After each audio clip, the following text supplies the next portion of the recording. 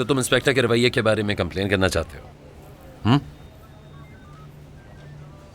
नहीं, खैर है, जाने दे।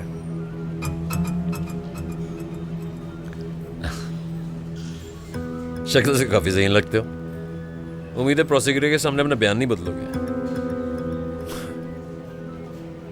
तुम्हें जो समझना है समझ लो इंस्पेक्टर।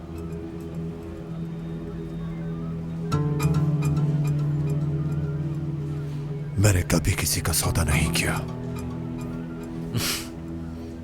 अच्छा, अब से हमें काफी मोहतात रहना होगा, क्योंकि इस आदमी की जिंदगी किसी के लिए बहुत अहम है। चलो चलते हैं। तुम कहाँ? क्या मतलब? तो और क्या करूं? तुम यहीं रहोगे। सजा दे रहे हैं क्या आप मुझे? जाहिर सी बात है। हाँ, तुम तो बहुत मासूम हो, तुम्हें क्या पता। रुको, ये क्या कर रहे हो तुम?